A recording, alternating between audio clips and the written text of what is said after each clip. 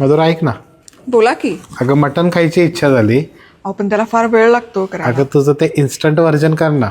ठीक आहे करते.